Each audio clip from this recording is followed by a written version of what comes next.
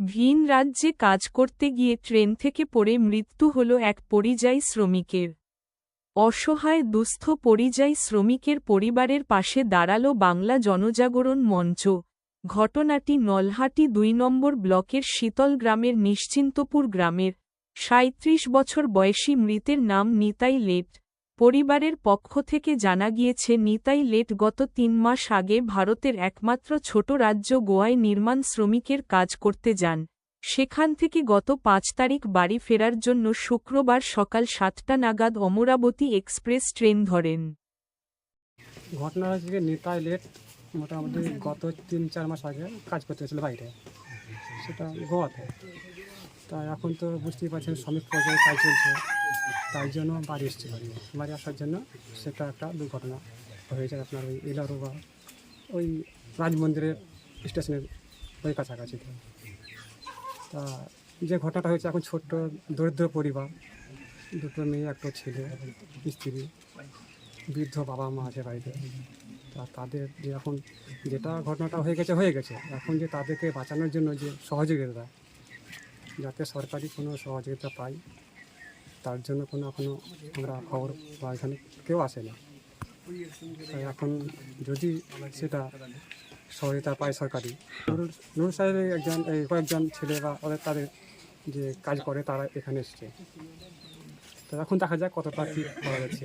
আপনার নাম? যোগাযোগ করছে। আমার নাম সুবোধ লেট।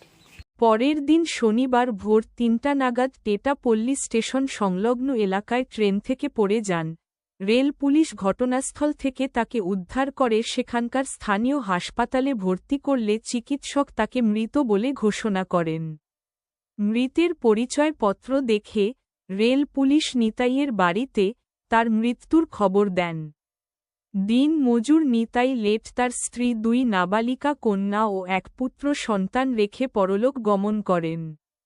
মঙ্গলবার দিন ঘটনাস্থল থেকে মৃতদেহ গ্রামের বাড়িতে আনা হয়, সেই সঙ্গে জঙ্গিপুর শ্মশান ঘাটে মৃতদেহটির শেষকৃত্য সম্পন্ন হয়।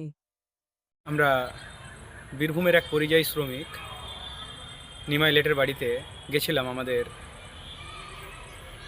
বাংলা জনজাগরণ মঞ্চের তরফ থেকে সভাপতির নির্দেশে একটা ছেলের অকাল প্রয়াণে তার শোকস্তব্ধ বাড়িতে মূলত তাদের সমবেদনা জানানো এবং তাদের পাশে থাকার বার্তা নিয়ে আমরা পৌঁছেছিলাম বীরভূমের প্রত্যন্ত গ্রাম নিশ্চিন্তপুরে, নলহাটি থানা।